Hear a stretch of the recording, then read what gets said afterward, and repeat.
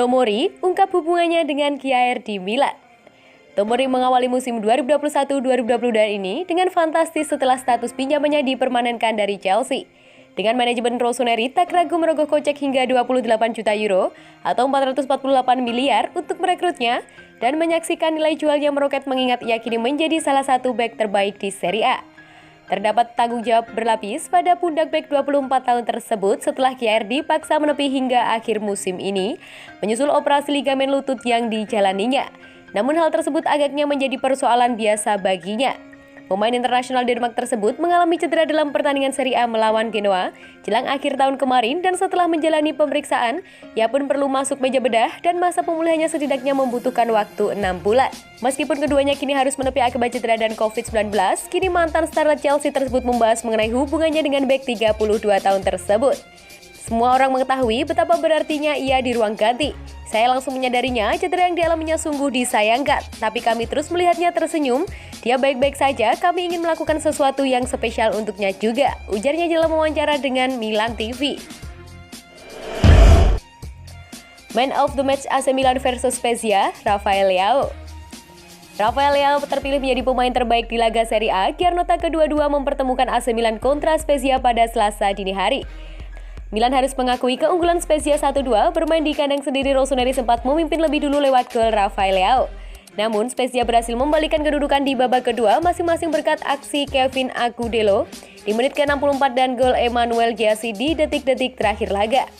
Terlepas kekalahan yang diterima Milan, Leao menunjukkan performa luar biasa pada laga ini, termasuk lewat satu gol yang ia ciptakan di akhir babak pertama. Leao berkali-kali meneror pertahanan Spezia secara keseluruhan. Leao tercatat melepas 4 tembakan, 2 diantaranya tepat sasaran. Selain itu, Leao juga 4 kali memberikan umpan kunci bagi rekannya dan 6 kali meliuk-liuk melakukan dribble sukses untuk membongkar pertahanan lawan.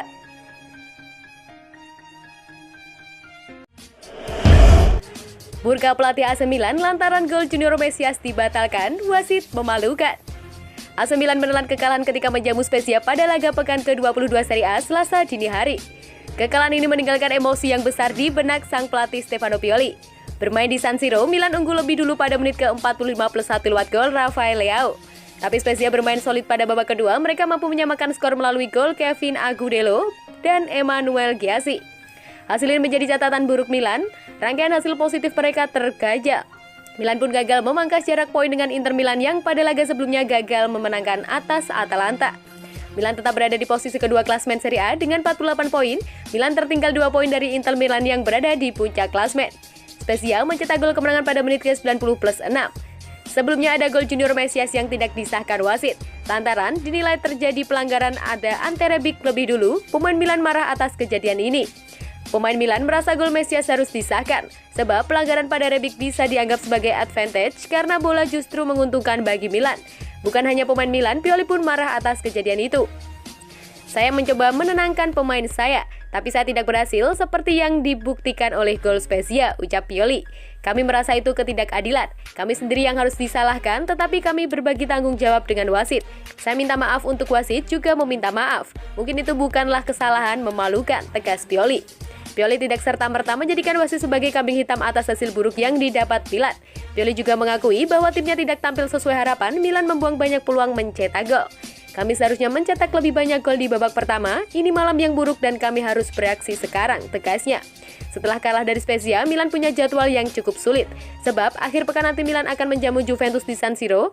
Ini bisa menjadi laga yang seru dan membuat panas persaingan di klasmen.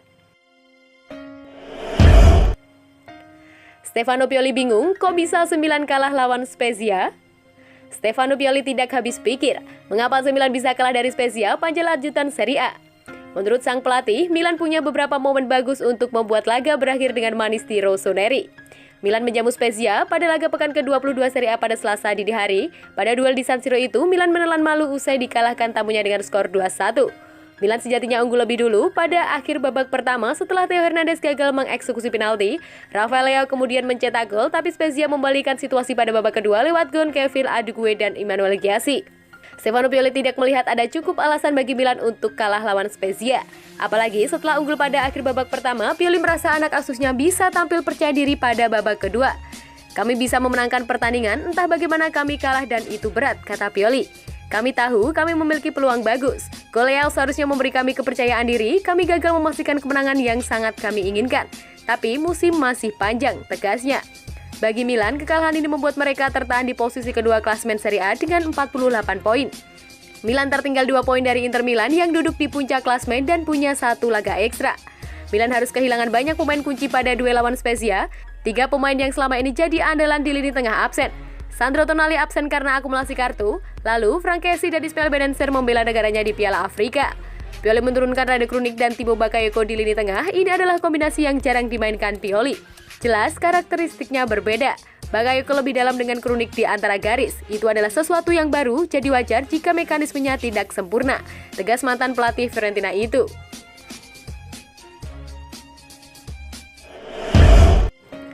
Milan kontak Udinese, bahas peluang transfer Beto. Memang bukan rahasia lagi bahwa Rossoneri kemungkinan besar akan merekrut striker baru pada bursa transfer musim panas nanti. Mengingat Zlatan Ibrahimovic sudah berusia 40 tahun dan akan habis kontraknya. Sementara Oliver Giroud berusia 35 tahun dan masa pinjaman Pietro Pellegrini bakal berakhir. Dan dalam beberapa pekan terakhir nama Beto kembali muncul mengingat performa impresifnya bersama Udinese. Menurut pemberitaan dari La Gazzetta dello Sport, terdapat banyak klub yang tertarik mengamankan servis penyerang 23 tahun yang telah membukukan 7 gol dalam 16 pertandingan Serie A musim ini setelah didatangkan dari Portimonense dalam status pinjaman dengan kewajiban pembelian. Fiorentina merupakan salah satu klub secara khusus memantau situasi tersebut, mengingat mereka mungkin harus mencari pengganti Dusan Vlahovic. Namun, pemberitaan tersebut menyebutkan bahwa Milan telah menjalin kontak dengan Zebrete untuk menggali informasi mengenai pemain internasional Guinea Bissau tersebut. Permintaan harga Beto akan ditentukan oleh bagaimana performanya pada paruh kedua musim ini, dan mengingat ia didatangkan dengan status pinjaman dengan kewajiban pembelian, transfernya Januari ini agaknya mustahil dilangsungkan sehingga Milan dan klub peminatnya yang lain mungkin harus menunggu sehingga Mercato musim panas nanti bisa ingin mengamankan servisnya dari Udinese.